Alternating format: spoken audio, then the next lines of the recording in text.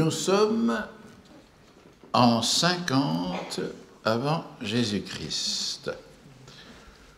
Toute la Gaule est occupée par les Romains. Toute? Non. Un village peuplé d'irréductibles Gaulois résiste encore et toujours à l'envahisseur. Et la vie n'est pas facile pour les garnisons de légionnaires romains des camps retranchés de Babaorum, Aquarium, Laudanum et Petit Bonhomme.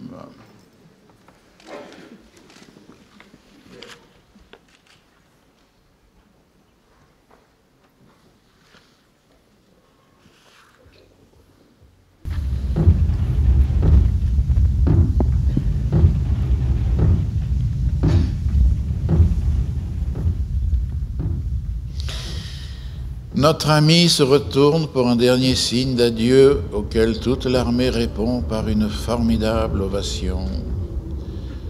Durant quelques instants, l'écho répète les cris des soldats, puis le silence impressionnant des montagnes retombe sur tous. Quant à Alix, les yeux fixés sur la plaine ensoleillée s'étendant au loin, il descend vers ce pays qu'il a vu naître et qu'il ne connaît pas, la Gaule. La colonne vient d'atteindre les rives du fleuve. Déjà derrière elle, les traces des pas s'effacent sur le sable fin. Plus rien ne subsiste de l'orgueilleuse cité du Masque d'Or qu'un gigantesque brasier qui achève de se consumer au milieu d'une vallée désertique et désolée. Dans le chaos des terrasses effondrées et des éboulis, quelques flammes s'élèvent encore et viennent lécher la pyramide centrale, cette haute tour de pierre qui, durant tant d'années, fut le siège d'une puissance redoutable et mystérieuse. Ainsi s'acheva le sinistre rêve de domination de l'implacable Sphinx d'or. Tandis que le navire manœuvre, nos amis s'accoutent au bastingage et contemplent ce qui reste du tir. Puis le vaisseau carthaginois change de cap et s'éloigne.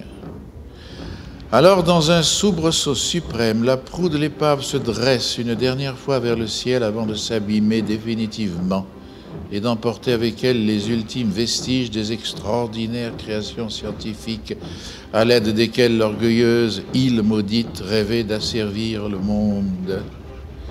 Et plus tard, comme les légions de César se mettent en marche, les loups descendent lentement de leur promontoire et s'éloignent vers la forêt, retournant à leur vie sauvage. Et tandis que chacun suit son chemin, tout paraît mort, figé pour l'éternité, dans ce qui fut une cité et un port grouillant de vie. Ici, désormais, il n'y a plus que le vent, le sable et la mer.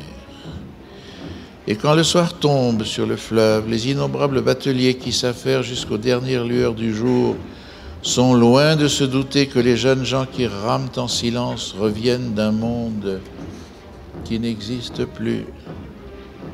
Iorix, lui, perdu dans l'immensité, reste immobile à jamais, les yeux fixés sur les nuages, comme s'il poursuivait en songe une chevauchée fantastique, avec pour seul chant funèbre la plainte infinie du vent. Puis, soudain, surgit un faisceau de serpents qui se lobent et se tordent avec des sifflements aigus. Alors, au sommet de ces ruines gigantesques, commence un ballet frénétique et monstrueux, avec pour seul témoin le ciel, le soleil et la poussière. Alors, dans les dernières lueurs du soir, comme la brise venant du golfe ne parvient pas à vaincre la chaleur, une étrange torpeur pèse soudain sur l'immense édifice. Et là, abandonné de tous, tel le cadavre d'un chien méprisable, Icarion semble être l'ultime vestige d'un drame épique. Puis, il n'y a plus que le silence. Très haut, le volcan obscurcit le ciel avec une masse fantastique de fumée, et tout au loin, le radeau, comme un point minuscule, s'efface lentement dans l'immensité.